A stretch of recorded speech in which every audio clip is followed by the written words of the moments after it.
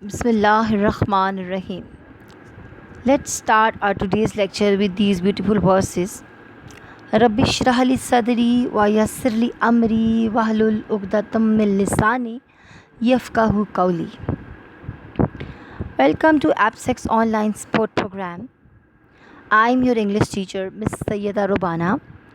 Dear students of class second year, this is week 9, round 2.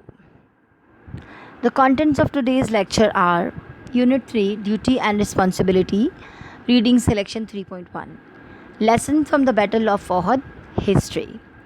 Then Unit 3, Continued Essay Writing and Summary Writing, and 5 idioms daily. Dear students, I have divided this lecture in 2 parts. In first part, we are going to do our Unit 3, and then in the second part, we will do essay writing and summary writing. Let's begin with Unit 3, Duty and Responsibility. Reading Selection 3.1, Lesson from the Battle of Ohud. First of all, I will have the introduction of the Battle of Badr before going into the details of Battle of Ohud. So, introduction of Battle of Badr is, the Battle of Badr was fought on Saturday 13th of March 624 CE. CE means Common Era. That was 17th Ramazan, 2nd Hijrah of Islamic calendar. In the Hijaz region of Western Arabia, present day Saudi Arabia. It was a key battle in the early days of Islam. The battle has been passed down in Islamic history as a decisive victory attributable to divine intervention, or by secular sources to the strategic genius of Muhammad sallallahu alaihi wasallam. It is one of the few battles specifically mentioned in the Quran. The Battle of Ohud was an extension of that Battle of Badr. Now, summary of this chapter. The Battle of Ohud was the second battle between the followers of Muhammad sallallahu alaihi wasallam and Quraysh. This battle was an extension of Battle of Badr. Quraysh wanted to avenge their earlier defeat of Badr, so they marched towards Medina with a large army of 3,000 persons. Abu Sufyan was their leader.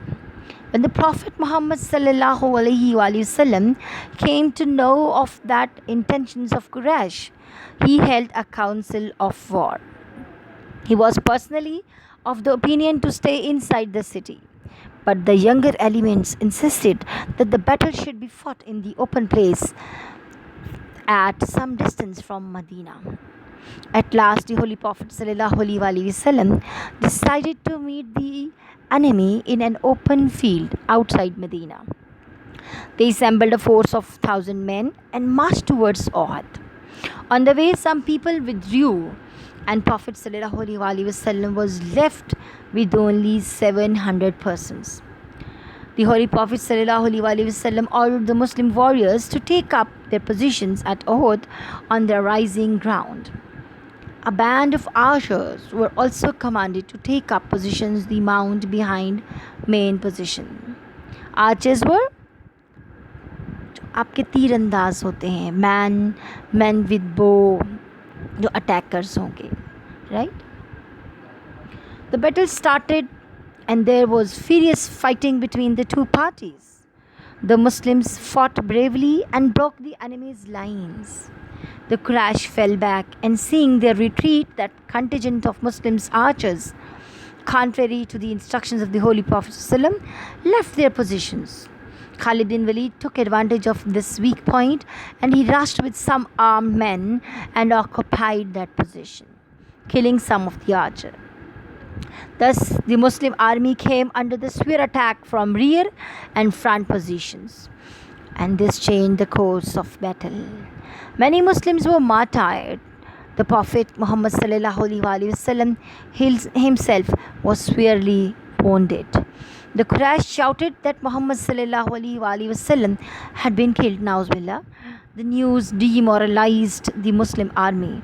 But later, when they came to know that he was alive, they launched a counterattack and succeeded in driving back the Quraysh. So, the Battle of Uhud is an important battle in the history of Islam. It taught the Muslims a great lesson. The Muslim archers paid for their disobedience and mistake with their lives. The followers of Islam learnt a lesson and they never disobeyed the instructions of Holy Prophet ﷺ in future. Here are the lessons for the Muslims in Battle of Uhud. Here are 4 lessons I am going to tell you. Number 1. The battle gives the message that Muslims should follow Prophet ﷺ's orders and instructions. This gives a lesson that Muslims should believe in what Prophet ﷺ said and obey him in decisions of their life. Second point is a very important message that this battle teaches to the Muslims that victory is not their right by birth. They won the battle of Badr, but if they do not set the way for victory, they cannot win other battles. Third point, after this battle, Muslims came to know about real face of Jews of Medina of that time. So, another lesson that was intended from the defeat of this battle was to segregate the believers from the non-believers. Fourth point is that after this battle, Muslims learned the importance of strategic planning in the field of battle. Here is the study guidelines for you. First of all, you recall your knowledge about the historical background, facts and significance of Battle of Uhud read in your earlier classes. पिछली क्लासों में बच्चों जो कुछ भी आपने knowledge लिया है उसको रिकॉल करना है अबाउट बैटल ऑफ ओहद, उसके वाक़यात, उसकी इम्पोर्टेंस के बारे में. Reading of the text lesson from the battle of Uhud to know what actually happened, when and where it was fought. ठीक है, you have to go through the lesson in detail, read it thoroughly so you will get the information exactly when, where and how it was fought. Then you have to note down the lesson we learned from the Battle of Uhud. What were the lesson Muslims got from the Battle of Uhud?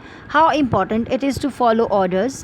This battle is evidence that victory is never guaranteed. So now relate the causes with the consequences and results of the Battle of Uhud. ठीक है, आपने बच्चों इसकी वजूहात को उसके नताइज के साथ, results के साथ कि बैटल ऑफ ओहद में ये वजह हुई और ये वाक़यात और ये नतीजे निकले, ठीक है, उसको आपने रिलेट करना है. Then study inferential and analytical questions. आपने page number you have to go through page 82 to 83 and here we have the questions of recalling, interpreting and extending. So ये आपने सब रीडिंग करनी है और उनके आंसर्स को you have to write them down. Make notes, key points for each question followed by writing them in detail in notebooks. So this is the study line guideline for your this part of the lesson. So dear student, that's end of the part 1. We will do the next topic in second part of today's lecture. Thank you.